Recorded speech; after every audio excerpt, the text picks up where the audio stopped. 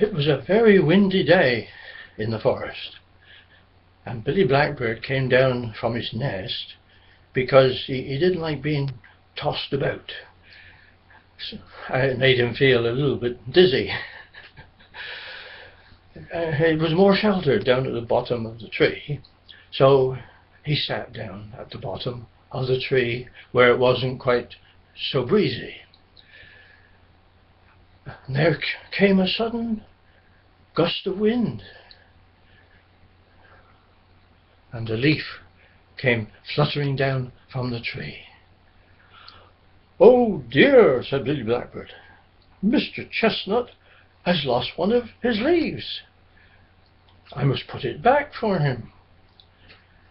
So he went to his nest to get some thorn tacks that he had there, so that he could pin the leaf back on Mr. Chestnut's branches. But no sooner had he done this than there came another gust of wind, and this time 2 leaves came fluttering down. Well, Billy picked them up, went back up to the branches, tap, tap, tap, tap, tap, tap, and he tapped them back onto the branches and felt quite pleased with himself that he was helping Mr. Chestnut to keep his leaves on. Well, he went back to his place at the bottom of the tree and looked forward to a little nap, and there came another gust of wind, and this time, tree leaves came down all over the place. Billy tried to pick them up, but there were so many, he thought, well, I'm not going to be able to keep putting these leaves back on Mr. Chestnut's branches. What shall I do? The leaves are coming down faster than I can pick them up, and certainly faster than I can pin them back. I think there must be something wrong with Mr. Chestnut Tree. Perhaps he's ill or something. I'd better have a word with Dr. Owl. So off he went to Dr. Owl to tell him what was happening. Dr. Owl, come quickly," he said. "There's something wrong with Mr. Chestnut. All his leaves are falling off." Oh, that's right," said Dr. Owl. "It's autumn, and that's the time when he should drop his leaves. It's all in the plan, you know." "Well, if Mr. Chestnut drops all his leaves," said Billy, he will soon be bald." Oh, that's right," said Dr. Owl. "As you say, he will soon be bald." "Well," said Billy, "I wouldn't like the wind to blow all my feathers away like that. Whose plan is it, anyway?"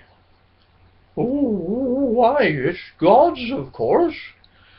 He worked everything out from the beginning."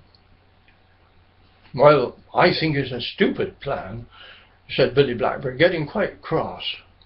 Now, scolded Dr. Owl.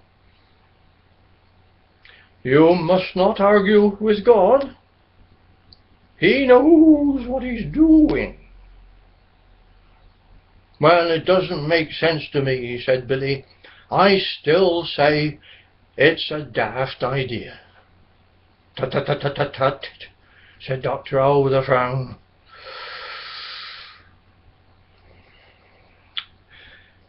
"Mr. Chestnut has been holding his leaves all through the summer, and now he needs a rest. He will go to sleep for the winter, and he'll wake up in the spring." Billy began to look interested.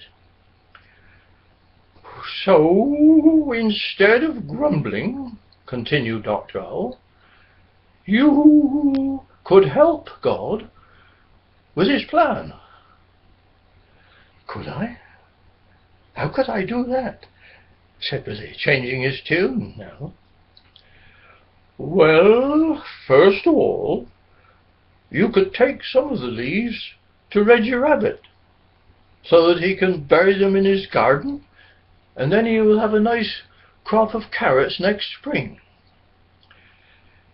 And then, when the winter is over, and the spring comes, when everything gets brighter and warmer, you can perch on Mr. Chestnut's branches and you can sing as loud as you can to wake him up. And that's what Billy did. And he was so pleased to think that he'd found out what God's plan was for the trees, and that he was able to lend a hand. We can lend God a hand sometimes. You'll be surprised. And it does make us feel very good.